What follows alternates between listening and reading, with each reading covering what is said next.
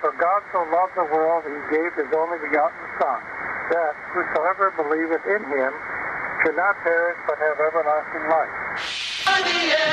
Your key to financial opportunity.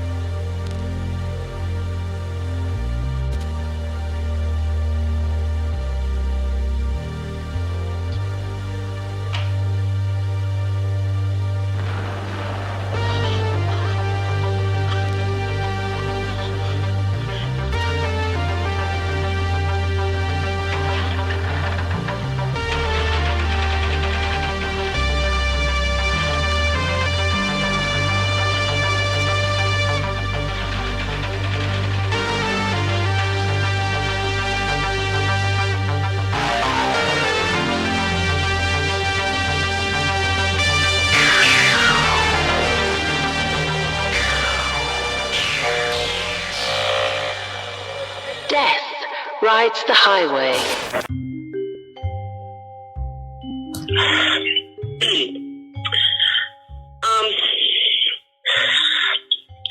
This catch me rather off guard. I mean, this all happened. I was an 18-year-old girl. I'm a 57-year-old grandmother now, and I've got family, and I just if you can understand how I'm very trepidatious, and if you noticed, I haven't done anything, even though I got offered plenty of offers, books, movies, whatever, to be paid. I guess I'm just kind of wondering the interest in this story so many years later. I mean, and all the primary people are like deceased. Not a very good feel. I mean, it's not a very good story. I have to tell you, I usually don't answer questions. I'm not a crazy homicidal maniac or anything. It's not going to be any fun story, and it really won't be, because it is quite tragic. People were hurt badly by a certain person. And with that, do you have any examples of podcasts you've done in the past?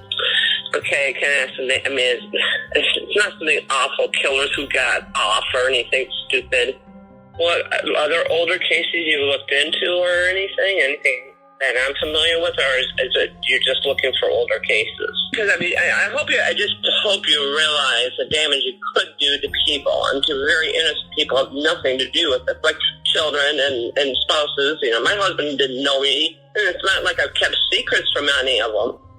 Things being out in the real world, and so I'm telling you, I'm kind of mostly leaning towards not. I mean, in all honesty, just because I don't want people being hurt. Now, I've told my story, and I've done speaking engagements and stuff that have to do with battered women or prison fellowship, etc. Things that are positive in nature that I feel are doing something to promote something good that I can have a voice on. I don't like dealing in any of the details are not, it does affect people. And I've not been bummed that it doesn't get out a lot. But I did return to my hometown. People know exactly who I was. I was accepted. It's never been talked about, judged about it. Never been anything. Because it was what it was. A lot of people felt really bad for me. It is what it is. But that's why, because I didn't take the book offers or the go on Oprah. I was offered to go on Oprah, like the day after I got out. And I was like, I want to go be a person with like a normal life. May I ask if you have contacted anyone else related to the case who you're looking to try to talk to? Because I'm just kind of drawing blanks of who's left. Judges and prosecutors are gone. I mean, I know that. I used the court system to get out, and I'm a big believer. To this day, I can't even talk bad about the court system because it works the way it should. If it's followed by the way it's supposed to go, which does mean having a very good defense attorney and a very good judge. Things in place, ideally, optimistically, good system. But yeah, there's a lot of faults. And one of the things I did do too is when I got out, was got a paralegal. I got all my paralegals. Yeah, and then worked at a law firm, but that did not yeah, it gets too personal. But I took a lot of college courses. During the time, I was very proactive. It was right after I got my degree from St. Mary College that they ended inmates, and that was like back in the 90s. Real degree from a real college.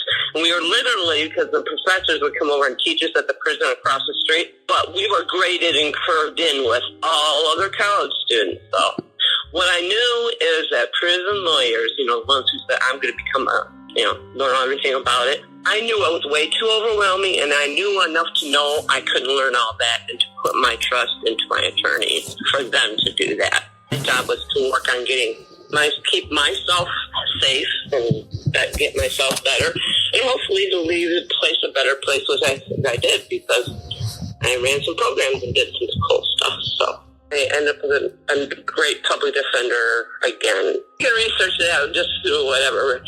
Both of my people, but there was extreme expenses when it came to, when you have to investigate things on your own. I mean, the community here did fundraisers and stuff for me to help for the defense fund.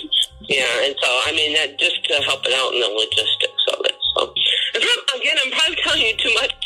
I'm probably be talking to my family, my kids, and, probably consulting a lawyer friend. Again, this is the first time I actually picked up or answered one of these calls and talked to you. And just so I can kind of have a few days to process this and think about this, because those kinds of things are big decisions. Well, everyone thinks that someone who comes out of something like that wants to be in the limelight and jump in front of cameras. Well, totally not that person. And that's why you will see that you did not see a whole lot about me or a whole lot about the story. Actually, I'm the only sole survivor of this. Okay, may I ask also how you figured out this number? Because I surprisingly have not gotten a lot of calls, but it just seems like lately, because you're not the only one that's kind of, because I don't pick up calls, I just wait till I get messages. People asking about my story again, I thought it was kind of weird that all of a sudden I had a couple of different people asking. It seems weird that I've had 2 within a month. So, I just it happened or something that all of a sudden something to come tiptoe the rest of your life. Because people can even file civil suits against you. When you have a past, you have a past and live with and deal with. There's also an explosion of people doing podcasts, and just an explosion, because I'm an avid listener of many podcasts. I know how they work. I'm mostly in political ones, the Midas Touch ones and stuff. So, and I'm politically active. Yeah, and so just kind of give me more of an outline, more of an idea of a feel for the list of questions and stuff should give me more of a feel. I don't want it to be a Geraldo Rivera type show. I'm dating myself making that reference. Yeah, there are crappy you don't associate with. No, sometimes it's hard to get a whole family. Well, my husband, I talk to him all the time, but my husband's a trucker, and my daughter's down in Chicago, so she's down there with you right now in the big city. Hi, I'm trying to reach Paul Schomburger that went to Traverse City High School in the 80s. Yeah, you reached him. Oh, awesome. Okay. My name is Allison Hester, and I'm with a company called Lone Bird Media. We're conducting criminal justice research about a case that involved a couple of your classmates. I don't know if... Really? Yeah, I don't know if you're familiar with Lisa Dunn or Mark Walters. Lisa Dunn, yes. Okay. And Mark Walters, yes. Yeah, well, so there was a case back in the 80s, murder spree that went across several states. Yes, I remember all that. That was some crazy shit back then. Oh, yeah. So, yeah, we're just trying to, kind of get some background information. This is for a podcast, and we're trying to get some background information of what you might remember about either Lisa or Mark, if you have any. Wow. I knew Lisa. She kind of had a crush on me, I think. And a buddy of mine, Roland, was like, man, you want nothing to do with that one. Yeah, because she's been hanging out with Walters, and actually, after they went on the spree, she, if I remember correctly, well, I was in the Navy when a lot of that happened. But when I got out, she got out, and then she was up at this motel at the bar, and trying to remember, it wasn't the Pinestead Reef. It was the Hilton or the Holiday Inn there, Streamers or something like that. In Traverse City, there was a bar called Streamers or something like that. And she was in there, and she comes up to me and says, "Hey, hi, Paul." And at first I was like, "Oh, hi, Lisa." And then that's when my buddy was like, "Oh man, you want nothing to do with that one." After she was, released, because she was extradited back, and she got off, if I remember correctly, she got off because of the battered boyfriend or something like that, to where, she was able to, to get off, and that's how she got out. And then to her, she was on probation, I guess, and everything. And then even high school, I mean, in high school, I would have never known it because she came from a pretty good family. It was a real shame. And it just shocked me big time. I was like, wow, But other than that, I mean, in school, she was really cool. I mean, she was really nice. I mean, it was just a shock to have something like that go such a way, But yeah, I mean, other than that, I never really had too much run-ins with her, I guess. Sure, yeah. You said you knew Mark as well, or you were familiar with him? I knew of him, and just kind of knew that it was. Well, I was always busy and stuff, and I had a job during high school, and I go to work, and I actually had 2 jobs during high school. But Mark Walters, I can't place him. I know his face and know of him. And I knew that he was just not a good person, I got, to hang out with. Just was strange. It just was strange. And nah, I don't need that kind of trouble.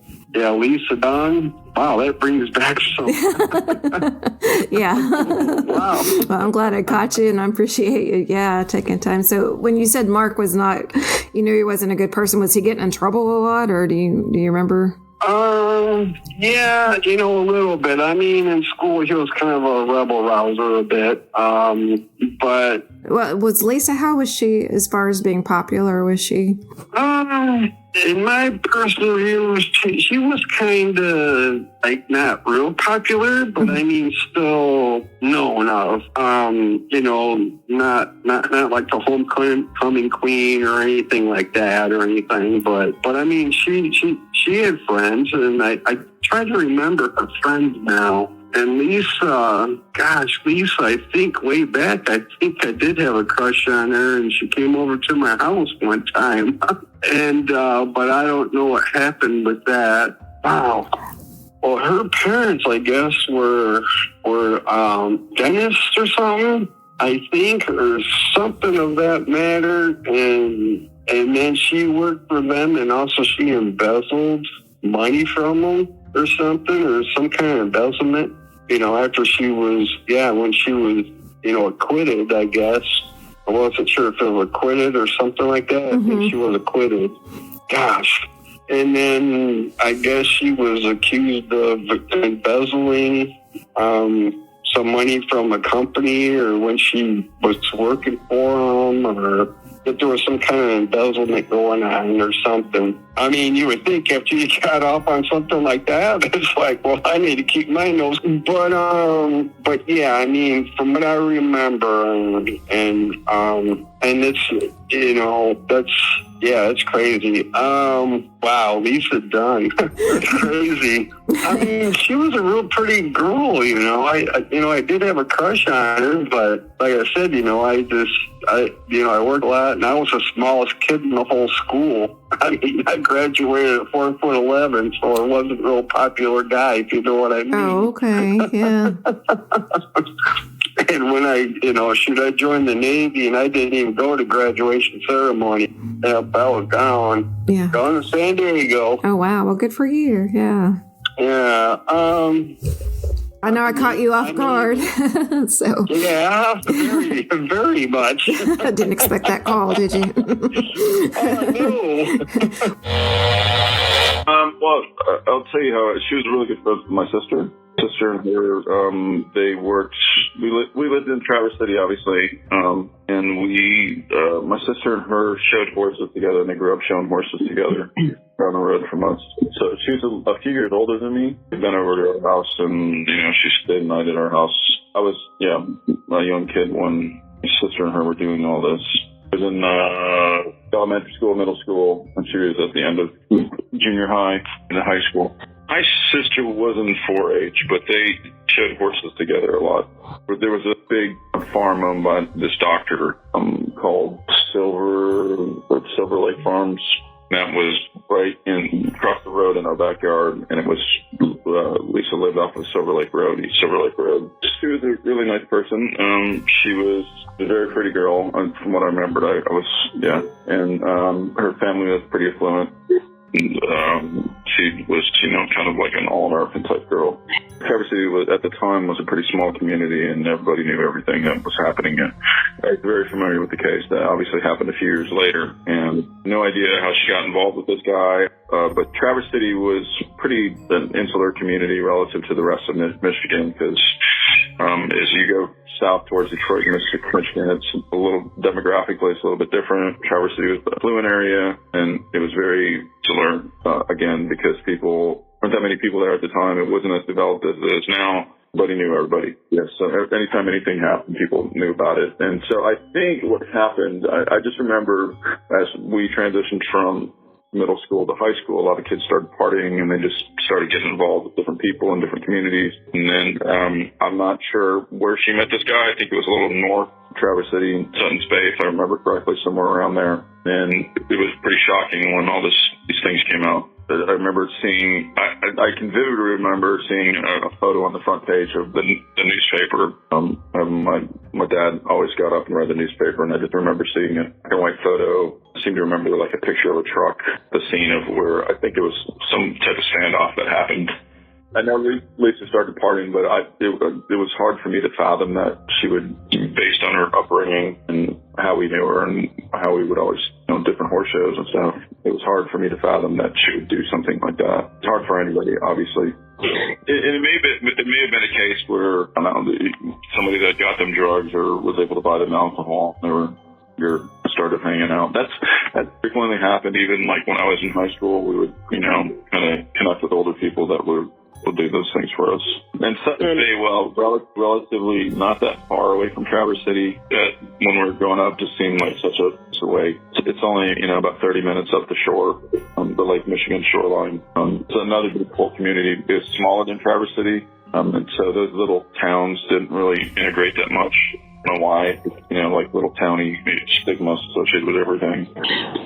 I'm Native American. Demographically, it was white people, and then there were Indians who grew up. Parents are off a reservation in Minnesota. I grew up, and we had everything we needed, but we didn't have everything like Lisa's family did. So there was quite a bit of racism growing up. I survived it. I was an athlete, and I took people called me things. I think a lot of that area of Michigan was also a big fishing community.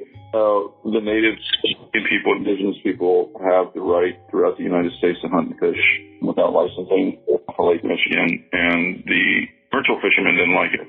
There was this term they called them gill netters, because they use a lot of nets, and that's how they caught a lot of fish. It was illegal for commercial fishermen to do that, but not for Indians. I actually went to the Catholic Church Immaculate Conception, just outside of Sutton's Bay. There's this Indian community there called Shabbytown. And so I spent a lot of time out there when I was ingrained in that community. That's very interesting because I'm curious as to what people said.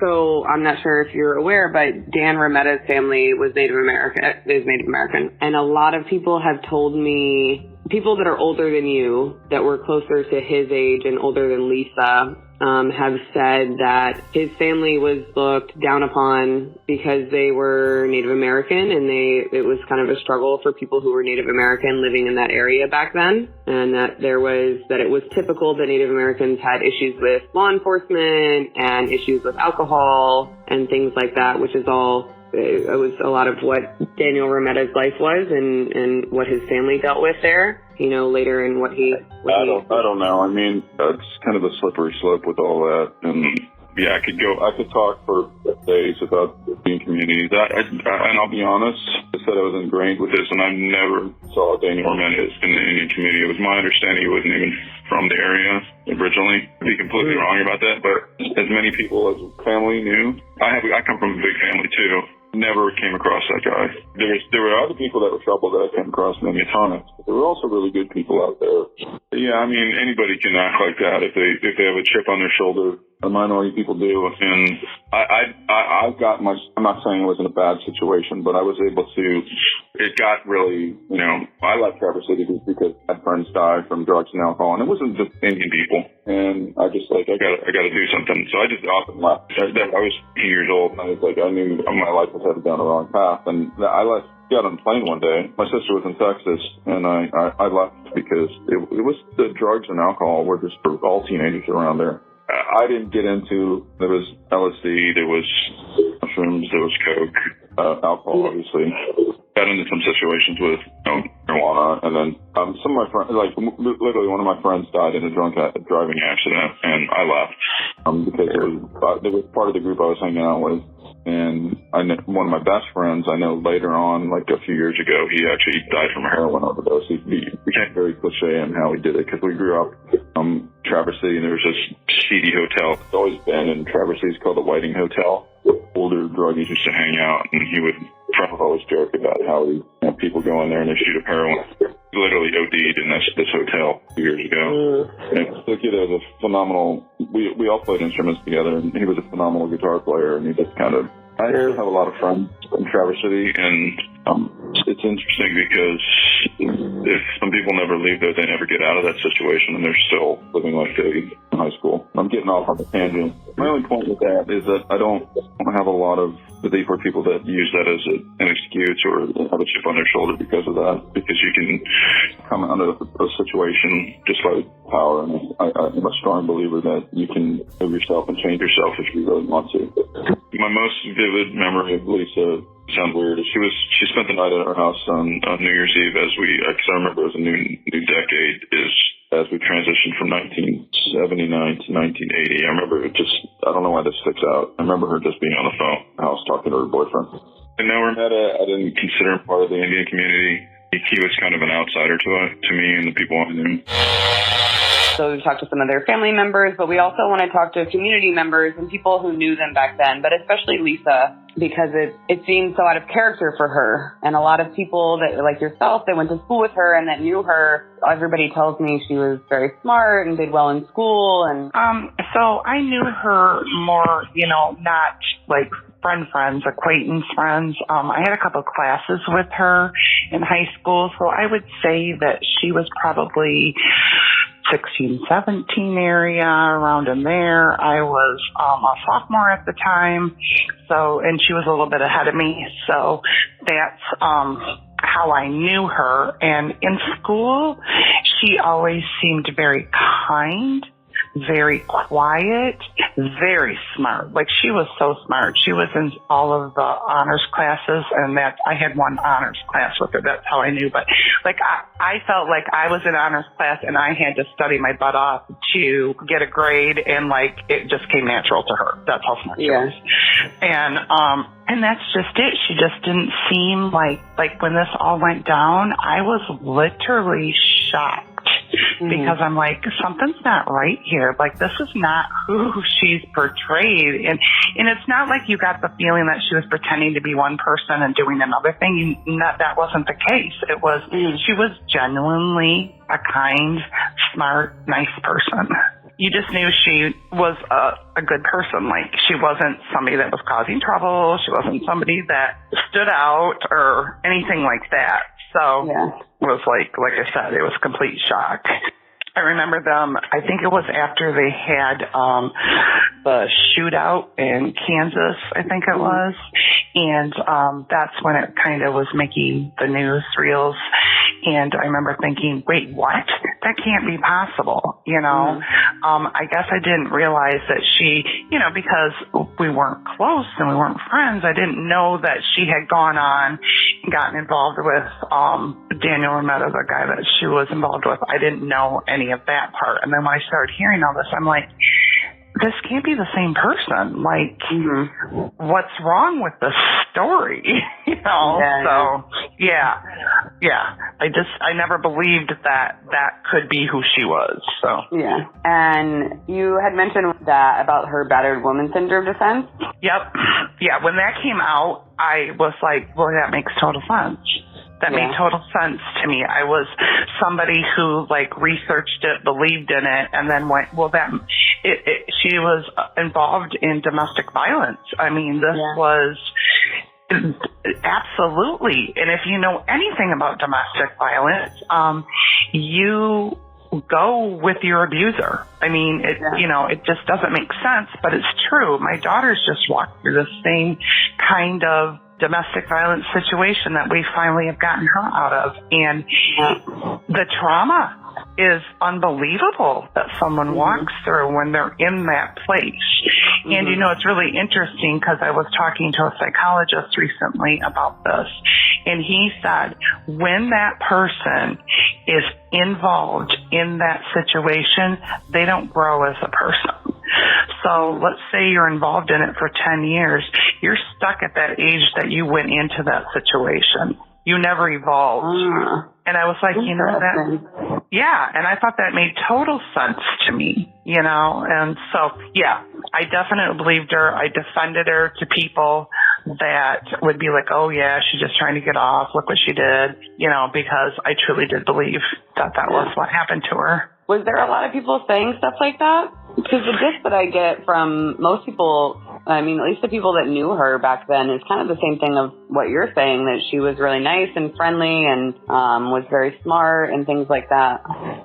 It was just the word on the street, you know, people who didn't have a complete clue at all that had an opinion, and it was more that kind of stuff. And that's when I would stand up and say, well, you don't know her, you didn't know her situation, and how dare you judge her, because what if that was your daughter or your sister or something like that. So, Did you know the Romettos at all, or Daniel at all? No. I never met him. I didn't know him at all. No. I hear from a lot of people in that area that his family was kind of known around town. That was true. Like, you know who like kind of like labeled as, well, this is a group you stay away from type thing. That I did know. I did know that their family was kind of known for that kind of stuff. And then as I grew up, I went into EMS and firefighting in this town. So, you know, you got to know the people in the area that, like, okay, these are the ones that are you stay away from, and these are the ones if you get a call on, this is what's going to go down, you know. So You know, I heard from some people, and I'm actually trying to verify whether this is true, and being that you were EMS, you might know, that one of the Romero kids, I believe it was Daniel's older brother, that he committed suicide in their front yard after the whole thing went down and Daniel was already in prison and everything. I don't know if this is true or not. I'm trying to find out if it is. Yeah, that I don't know. I never heard anything about that. Okay. I have heard from a lot of people similar things to what you're saying. You know, his family was often in trouble they were somebody to stay away from.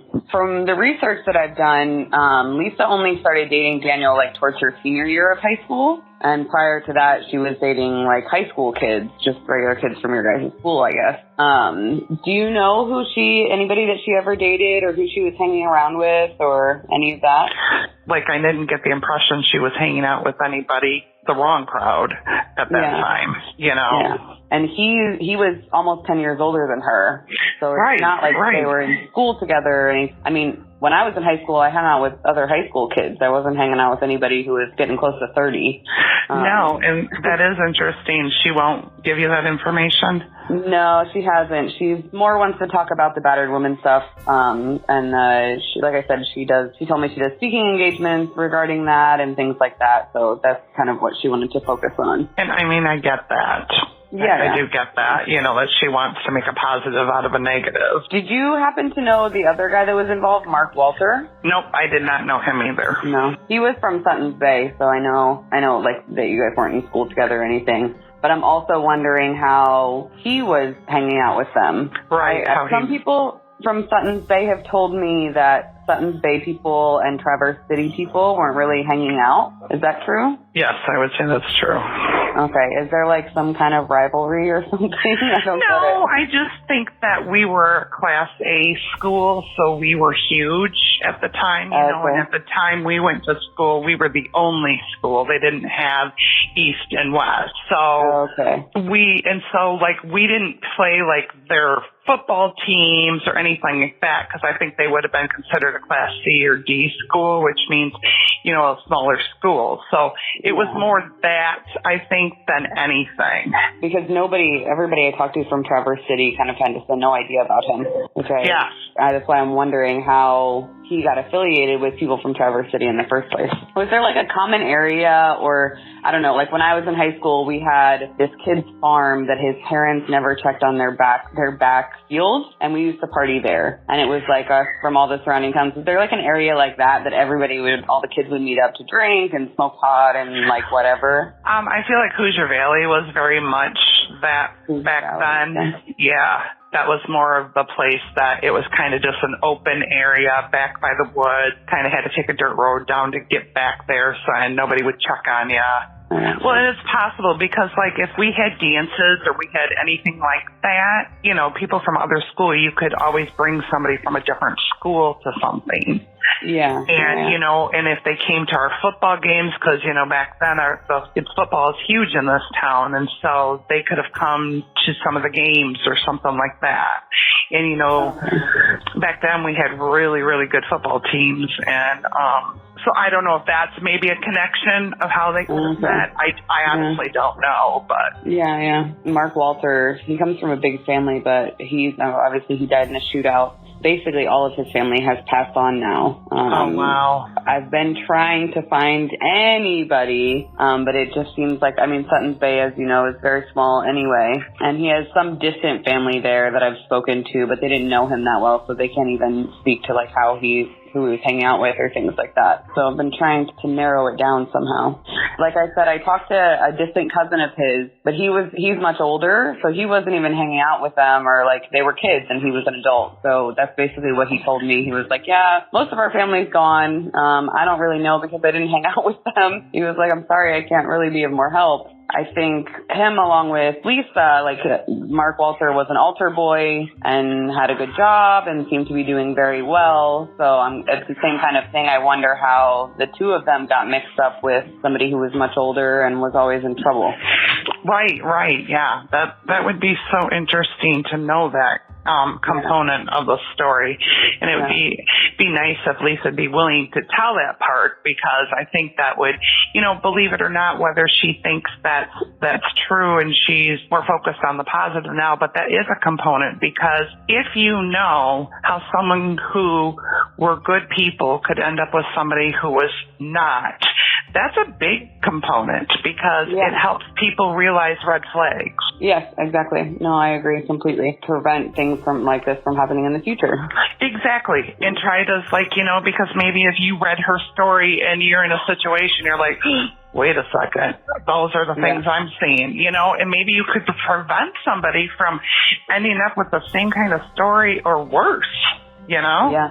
So, I wish she would speak about that because that would be wonderful. Yeah. I always ask everybody before, as a final question, if there's one thing that you would like people to remember about this case or one comment you would like to make, what would it be?